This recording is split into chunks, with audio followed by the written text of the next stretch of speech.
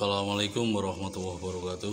Waalaikumsalam warahmatullahi wabarakatuh. Pemirsa Puton TV Pekalongan Jawa Tengah Indonesia yang kami hormati dimanapun Anda berada, malam ini kami akan sajikan kajian mengapa perpecahan golongan di Islam cenderung kepada kultus tokoh ulama, bukan kepada birruh Al-Quran dan Rasulullah Muhammad SAW.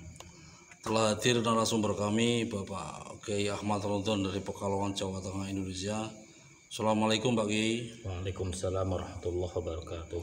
Baik Pak Kiai, ini ada beberapa kajian pertanyaan dari kami bahwa umat muslim di dunia pada generasi tabi'in sampai akhir zaman terjadi perpecahan faham pada golongan masing-masing, sehingga ada 3 golongan besar. Pertanyaannya, sesuai dengan surat Al-Baqarah ayat 213, perbedaan pandangan akidah umat cenderung kepada nafsu kedengkian dan bukan kepada esensi Al-Quran yang dipahami dengan bilruh. Mengapa itu bisa terjadi, Pak Kiai? Mohon penjelasan. Assalamualaikum warahmatullahi wabarakatuh. Bismillahirrahmanirrahim. Alhamdulillahirabbil alamin wassalatu wassalamu ala asyrafil mursalin sayyidina Muhammadin wa ala alihi wa sahbihi ajmain, amma ba'd. Para hadirin yang kami muliakan dan pemirsa Puton TV yang berbahagia dimanapun Anda berada. Pertanyaannya sangat bagus berhubungan dengan konten kemarin yang kami sampaikan tentang perpecahan umat Islam menjadi 73 golongan. Di ayat yang tadi disampaikan, yaitu surat Al-Baqarah ayat 213. A'udzubillahi minasyaitonirrajim. Kana an-nasu ummatan wahidah faba'athallahu an-nabiyyina mubashshirina wa mundhirin wa anzala ma'ahumul kitaba bil haqqi liyahkuma bainan nasi fi makhtalafu fihi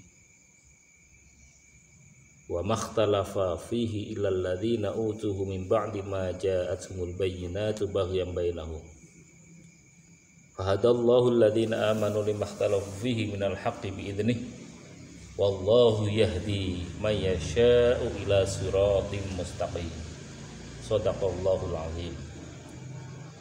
Jadi perpecahan umat Islam menjadi 73 golongan yang kemarin kami sampaikan pada garis besarnya 3 golongan. Golongan kanan, maaf kami sebut golongan Syiah, golongan tengah, golongan ahli sunnah, golongan kiri, golongan khawarij. Itu secara garis besarnya, yang kemudian dari mereka bertiga ini menjadi pecah 73 golongan besar. Sebab perpecahannya tidak lain karena hal yang sangat berbahaya yang menjadi musuh kita sekalian, yaitu yang dikatakan disebut hawa nafsu. Hawa nafsu yang diikuti, ittiba'an hawa yang diikuti, maka itulah sumber perpecahan itu semua. Makanya di ayat ini disebutkan perpecahan disebutkan baghyan bainahum, yaitu karena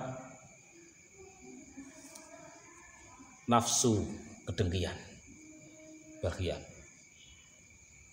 ketidakpuasan yang akhirnya selalu membentuk golongan baru. Hal ini tidak lain karena dari pemimpin agama itu sendiri. Umat mau dibelokkan kemana, yang namanya umat mayoritas bodoh pasti mau semua. Maka perpecahan 73 golongan karena didasarkan pada nafsu kedengkian, yang jadi korban adalah umatnya. umat Rasulullah SAW. Selalu berhubungan dengan konten kemarin. Kedengkian itu memang penyakit yang tertua.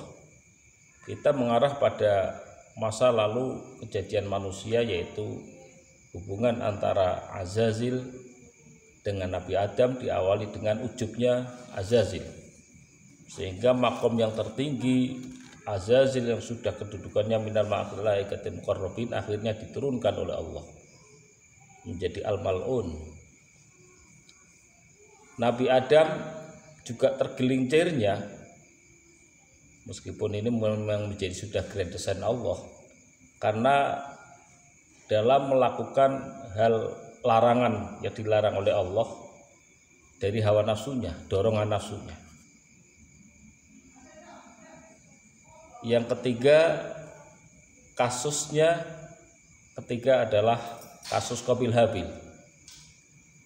Qabil membunuh Habil karena iri dan dengki, nafsu kedengkian. Nah, penyakit yang bahyam bainahum itu penyakit yang disebabkan satu dari penyakit keturunan, yaitu penyakitnya Qabil Habil sebagai anak cucu Adam. Kalau ini diikuti terus, ya umat pecah terus. Jangankan sesama lain agama, sesama umat Islam pun tidak akan akur. Jangankan sesama umat Islam, sesama golongan aja sudah nggak akur.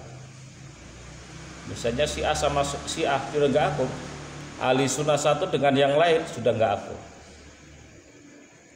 Khawarij satu dengan yang lainnya sudah nggak akur, karena kepentingan bahyam bainahum, baik itu yang berupa kepentingan politik, kepentingan kedudukan, atau kepentingan hawa nafsunya sendiri. Antar golongan pun tidak ada yang akur, terus gitu. Sampai pada diri kita, keluarga kita selalu berdasarkan perpecahan adalah karena iri dan dengkinya yang bergejolak di batin kita. Dan itu adalah ujian yang terbesar dari Allah, bahwa perang yang paling dahsyat dan tidak ada selesainya adalah perang melawan hawa nafsu. Karena iblis tidak ada apa-apanya kalau tidak ada hawa nafsu. Kalau hawa nafsu berangkat bukan karena ketaatan kepada Allah, pasti akan ditunggangi oleh iblis. Kalau nafsu sudah ditunggangi oleh iblis, yaitulah akan menimbulkan banyak perpecahan, sehingga pecahlah menjadi secara garis besar menjadi 73 golongan. Tapi rata-rata memang mereka lemah. Manusia itu di hadapan iblis, setan itu memang lemah. Coba aja kalau kita lihat apa janji setan ketika menggoda manusia. Ketika setan sudah dilaknat oleh Allah gara-gara nggak mau taat sujud kepada Adam, akhirnya setan punya kedengkian kepada Adam, kalau saya sudah diturunkan dari surga, Adam harus diturunkan dari surga. Apa janji setan di hadapan Allah? Biizzatika, dengan sifat kemenanganmu ya Allah, la'uhyannahum ajma'in, akan kusesatkan manusia keseluruhannya. Jadi setan pun menggunakan asma tapi salah, menggunakan asma Allah tapi untuk kedengkian. Dan ini sangat banyak sekali menyalahgunakan asma-asma Allah untuk kedengkian antar golongan. Maka lahirlah amaliyah-amaliyah yang mengandung syirik tapi mereka tidak tahu. Padahal dorongan dari amaliyah selalu berangkat dari sebuah kedengkian, ketakutan, dan lain sebagainya. Makanya kembali kepada materi, bahwa perpecahan umat adalah karena ittakhadha ilahahu hawa, karena para pemimpin agama telah menjadikan hawa nafsunya sebagai Tuhannya, bukan karena dorongan ingin menyelamatkan umat. Ya, tapi tetap ada, masih ada ulama-ulama yang baik, tapi mesti ada. Tapi secara rata-rata karena kena penyakit itu. Oleh karena itu ya ini sudah grand design Allah. Jadi lagi-lagi manusia untuk memahami ayat itu sangat terbatas. Untuk kembali ayat secara totalitas kepada Quran juga semakin sudah terhalang oleh nafsunya itu sendiri. Maka andai kata ada petunjuk, maka yang didahulukan pasti kepentingannya nafsunya. Oleh karena itu kami menyampaikan hidayah al-mahdi. Ya kami merasa kaya-kaya dilihat oleh para pemirsa dengan begitu saja. Karena di situ nggak ada kepentingan untuk mereka. Padahal ini sangat penting di akhir zaman ini adanya hidayah al-mahdi itu bukan karena pendapat saya. Hidayah al-mahdi itu karena petunjuk dari pelaku-pelaku akhir zaman yang kami jalani bersama beliau semua. Makanya kalau ada salah satu dari permisa Pak Kiai kok kayaknya sombong, merasa benar sendiri seakan-akan yang lain salah semua. Nah kalau merasa salah ya mari kita benahi bersama-sama. Apa yang sudah dilakukan oleh tokoh-tokoh agama tentang kekeliruan syirik, kami pun pernah melaksanakan seperti itu. Andai kata kami tidak menjumpai perjalanan akhir zaman di akhir zaman ini ya tentunya kami sama pelaku-pelaku syirik yang sulit untuk taubat. Nah, alhamdulillah saya telah ditolong oleh Allah untuk sadar hal itu sehingga kami berbagi dan memang ini adalah petunjuk bukan karena pendapat. Adapun kalau pendapat saya kebetulan cocok dengan pendapat-pendapat ulama di masa lalu, misalnya dalam tafsirnya, yaitu secara kebetulan. Secara kebetulan itu sama. Demikian. Baik Pak Kiai. Pertanyaan yang kedua, dari kejadian dan kondisi umat pada akhir zaman ini, bagaimana hidayah al-mahdi dalam mempersatukan umat sesuai dengan akidah yang ada dalam Al-Quran? Mohon penjelasannya Pak Kiai. Ya, ini sebenarnya jawabannya sangat berat dan dinanti oleh semua tokoh agama dan umat. Perpecahan yang terjadi pada umat Islam khususnya satu pun belum ada yang bisa menjawab. Ikhtiar dari ulama ingin dengan mendirikan sebuah perkumpulan antar tokoh dan antar golongan, kembali lagi gagal di tengah jalan. Didirikan lagi bukan malah bersatu, malah ketidakpuasannya menyampaikan suatu masalah tidak selesai, akhirnya muncullah golongan baru lagi. Selalunya gitu. Makanya sampai sekarang di semua tokoh agama di dunia ini ya belum ada yang bisa ngasih solusi tentang bagaimana menyatukan umat Islam yang sudah terlanjur pecah menjadi 73 golongan. Tapi di ayat yang Al-Baqarah 213 sebenarnya Allah sudah menunjukkan. Jadi perpecahan diri satu umat dalam satu kesesatan, ummatan wahidah, kemudian diutuslah para nabi dengan mubasyirin dan mungdirin. Sudah selesai permasalahan dengan suhuf-suhuf, yaitu di masa Nabi Adam sampai masa Nabi Ibrahim alaihissalam. Terjadi perpecahan lagi, maka Allah utus lagi para nabi dan rasul. Wa anzala ma'humul kitaba bil haqqi liyahkuma bainan nasi fi makhtalafu fi. Allah utus bahkan bukan hanya dengan suhuf tapi dengan kitab. Diawali kitab Taurat Nabi Musa. Masih pecah lagi umat Yahudi menjadi 71 golongan, diutus lagi para nabi-nabi untuk mengingatkan sampai muncullah kitab yang kedua Zabur pada masa Nabi Daud alaihissalam. Diteruskan Nabiullah Sulaiman. Pecah lagi. Diteruskan turunnya Nabi Isa dengan kitab yang ketiga, yaitu kitab Injil dengan umatnya Nasoro. Pecah lagi. Diutus lagi Nabi yang terakhir, Nabi akhiruz zaman, yaitu baginda Rasulullah Muhammad SAW. Itu ba'atha fa'ba'atallahu nabiyyin mubasyirin wa mundhirin sampai tataran Rasulullah Muhammad SAW. Tapi ternyata di akhir Nabi ini masih pecah lagi. Bahkan lebih banyak. Tadinya 71, 72, sekarang 73.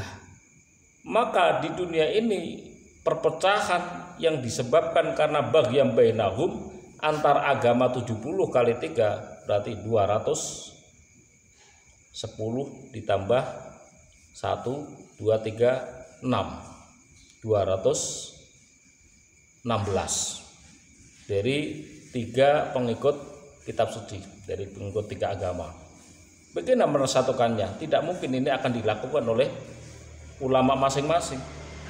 Dan semua umat itu mengharapkan, semua umat mengharapkan, dari agama Nasrani mengharapkan bersatu, Yahudi mengharapkan bersatu, Islam mengharapkan bersatu. Tapi Allah sudah kasih tahu kepada kita di kalam selanjutnya, fahadallahu alladzina amanu limakhtalafu fihi minal haqqi biidzni. Maka Allah tunjukkan, hada fi'il madhi, bukan berarti Allah sudah tunjukkan, Allah pasti tunjukkan pada orang-orang yang beriman. Limakhtalafu fihi, sebab apa? Mereka semua bercerai-berai minal haqqi. Tapi Allah menunjukkan orang beriman itu, yaitu yang disebut dengan utusan akhir zaman Al-Mahdi Al-Muntadhar. Jadi mau nggak mau ya harus tunggu munculnya Al-Mahdi Al-Muntadhar. Maka kami sampaikan tentang hidayah Al-Mahdi, perjalanan Al-Mahdi, dan apa yang akan dikerjakan oleh Al-Mahdi dalam usaha nanti mempersatukan umat, yaitu tidak lain yang kami sebut di dalam konten yang pertama, tugas Imam Mahdi, yaitu yaftahu madaina syirki, yang akan diselesaikan pertama kali adalah budaya-budaya syirik yang sudah mengakar ke semua tokoh, bahkan semua umat, dan mereka tidak merasa bersalah, apalagi umatnya tidak tahu, tokoh agamanya pun tidak tahu akan bahaya syirik yang menjadi budayanya. Setiap budaya syirik yang dorongannya hawa nafsu itu pasti terjadinya perjanjian gaib dengan iblis setan yang pernah kami sampaikan pada masa yang lalu. Dan resikonya sukmanya diambil oleh iblis setan tadi, diganti sukma-sukma mereka. Maka sangat sulit untuk menunjukkan kepada mereka. Tapi karena ini memang sudah tugas dari Al-Mahdi untuk mengungkap, yaftahu, mengungkap, menaklukkan budaya-budaya syirik ini yang didulukan dalam ranah menyatukan umat.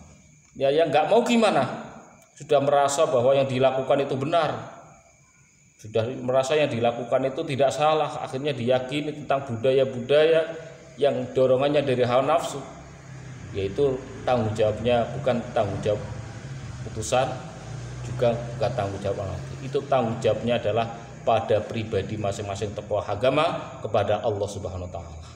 Konsekuensi tanggung jawab itu kami sering peringatkan dari konten yang lalu, bahwa jarang siapa yang tidak mau diingatkan tentang bahayanya budaya syirik khafi, khususnya yang kami sampaikan yang terjadi di umat ini menjadi budaya, artinya merambah wa amatul balwa. Sudah umum belai syirik di masyarakat ini. Kalau tidak mau diingatkan, tentunya konsekuensinya para tokoh agama dan pelaku-pelaku syirik akan diingatkan oleh Allah, dan itu akan lebih mengerikan. Apalagi kalau kita mengingat bahwa dalam satu riwayat Imam Suyuti menjelaskan bahwa Al-Mahdi tidak akan keluar sehingga setiap 9 orang itu akan mati 7. Maka kami pernah itu membaca di orang-orang Jawa kuno bahwa kemunculan pemimpin akhir zaman itu akan mati manusia sekitar 72% dari penduduk bumi. Mengerikan kalau melihat riwayat itu. Oleh karena itu usahanya yaitu, jadi nanti yang mau tobat beneran, ya insya Allah akan selamat. Tapi apakah tokoh agama ini tahu caranya menobati syirik itu sendiri? Apakah cukup dengan istighfar, syahadat? Tidak cukup kalau itu terjadi perjanjian dengan gaib. Solusinya harus diputus dengan perjanjian gaib itu. Pertanyaan kami, apakah mampu para tokoh agama untuk memutus perjanjian itu? Tentunya tidak mampu. Apalagi kalau sudah puncaknya pada perjanjian, yaitu pesugihan. Orang-orang Islam yang telah ke arah kiri pada pesugihan, sukmanya sudah diambil oleh raja-raja siluman dan digantikan dengan sukmanya mereka. Gak mungkin mereka tobat. Kami belum pernah menjumpai satu pesugihan yang tobat, meskipun dia sudah mengakui. Kenapa? Karena sama saja saya dialog dengan iblis sebenarnya, cuma berwujud tokoh agama, berwujud manusia, sehingga nggak ada jalan tobatnya. Oleh karena itu yang kita pahami di ahli sunnah bahwa dosa syirik itu tidak diampuni oleh Allah illa yasha, kecuali Allah menghendaki. Artinya dikehendaki oleh Allah berarti akan diputus perjanjian itu. Dan sampai sekarang tokoh manapun tidak mampu memutus perjanjian itu. Yang mampu siapa? Ya Al-Mahdi. Karena Al-Mahdi di samping yang pernah saya sampaikan, di samping nanti akan menjadi khalifatullah fil ardi fi akhir zaman, dia juga sebagai khalifah, sebagai pemimpin penguasa gaib. Jadi semua siluman jin yang ada, perjanjian yang ada, tempat pesugihan itu semuanya di bawah kendali beliau. Oleh karena itu kita mengingat pada perjalanan akhir zaman, Rasulullah sering mengingatkan kepada umat bahwa nanti kalau ada pemimpin akhir zaman maka berbaiatlah. Karena di situ orang manusia akan tergolong menjadi dua, ikut iblis atau ikut Imam Mahdi. Itulah arti sebuah baiat, supaya kita digolongkan kepada orang-orang yang beriman. Terima kasih Pak Kiai atas penjelasan yang disampaikan kepada pemirsa Puton TV dimanapun Anda berada. Semoga apa yang telah disampaikan oleh Bapak Kiai Ahmad Ramadan bermanfaat bagi pemirsa Puton TV dimanapun Anda berada. Terima kasih. Bila taufiq wal hidayah. Assalamualaikum warahmatullahi wabarakatuh. Waalaikumsalam warahmatullahi wabarakatuh.